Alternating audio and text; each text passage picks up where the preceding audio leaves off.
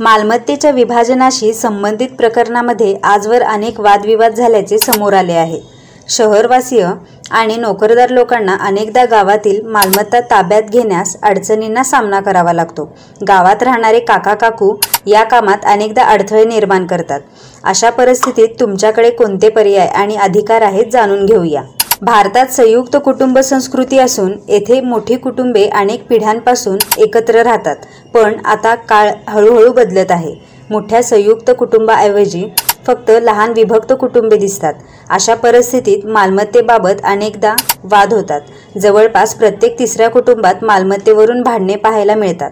विशेषतः जर एखादा व्यक्ती शहरात नोकरीसाठी राहतो किंवा शहरवासी असेल तर गावातील जमिनीवर दावा करताना त्याला अनेक अडचणींना सामोरे जावे लागते.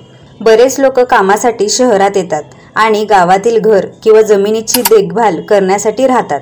मालमत्तेच्या विभाजनाच्या वेळी गावात राहणारे काका काकू मालमत्तेवर आपला दावा सोडत नाही आणि संपूर्ण मालमत्तेवर हक्क सांगतात. अशा परिस्थितीत तुमच्याकडे कोणते पर्याय आणि अधिकार आहेत तसेच मालमत्तेचे मालकी हक्क कसे मिळू शकतात जाणून घ्या. मालमत्तेच्या विभाजनाच्या वादात काय करावे? वरील प्रकरणात सर्वप्रथम न्यायालयात खटला दाखल केला पाहिजे. लक्षात घ्या की कोणत्याही मालमत्तेचा भागधारक खटला दाखल केला जाऊ शकतो. या खटल्याची फी फक्त 500 रुपये असून न्यायालयात दाखल करण्यापूर्वी काही कागदपत्रे आवश्यक असतील. तसेच सब रजिस्टर ऑफिसमध्येही नोंदणी करणे अनिवार्य आहे. कोणकोणती कागदपत्रे आवश्यक आहेत?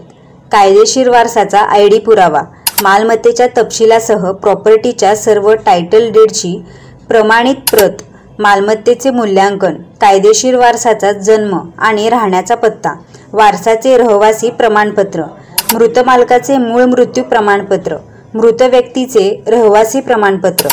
खटला दाखल करण्यासाठी कालावधी.